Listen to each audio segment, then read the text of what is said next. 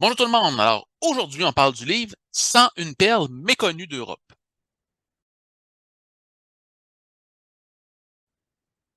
Donc, comme mentionné, on parle de ce très beau livre ici, 101 perles méconnues d'Europe, publié par les éditions Ulysse. Vous savez, c'est le mois de novembre, c'est grisâtre, et quoi de mieux que parler voyage pour redonner un peu de lumière dans nos journées. Et ici, les gens de la maison Ulysse, que vous connaissez pour, entre autres, tous les guides de voyage, sont allés sur le vieux continent et ont exploré les quatre coins pour trouver des perles méconnues. Vous savez, quand on parle de l'Europe, on parle souvent, bon, on pense à Paris, Londres, Barcelone, mais ici, ce que les gens d'Ulysse ont voulu nous faire découvrir, c'est d'autres villes qui sont méconnues et donc peut-être moins, qui attirent peut-être moins de touristes. En cette période, des fois, de surtourisme, ça peut être bon d'aller ailleurs que les endroits où les autres vont. On ne parle pas nécessairement de petites villes, ça peut être quand même des grosses villes, même des fois, on a des capitales, donc, qui sont moins connus par les gens, et c'est ce que nous font découvrir les gens d'Ulysse. C'est très bien fait.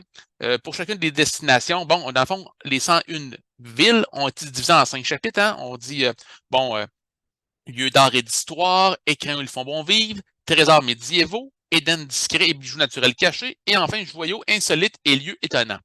Comme je vous disais, on a divisé les 101 selon ces 5 chapitres-ci. Et pour chacune, bon, on a évidemment une description de l'endroit, les principales attractions à visiter. On va vous indiquer aussi les meilleurs moments de l'année pour y aller. Par exemple, bon, si vous voulez visiter une ville en Grèce, peut-être que le mois de juillet n'est pas le meilleur moment parce qu'il fait très, très chaud au mois de juillet en Grèce.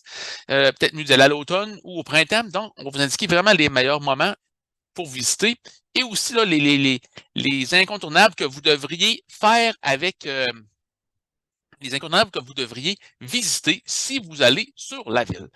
Juste pour vous montrer, entre autres, quelques petites pages. Vous voyez le livre ici, juste pour vous montrer, exemple, là, comment c'est placé. Voyez-vous ici, on a des belles photos, des descriptions, un beau texte. Bon, parmi, entre autres, les villes qu'on mentionne, entre autres Bratislava en Slovaquie, qui est une capitale. Très peu de gens visitent Bratislava, bien que ce soit la capitale de la Slovaquie. Coimbra au Portugal, qui est évidemment reconnu mondialement pour son université.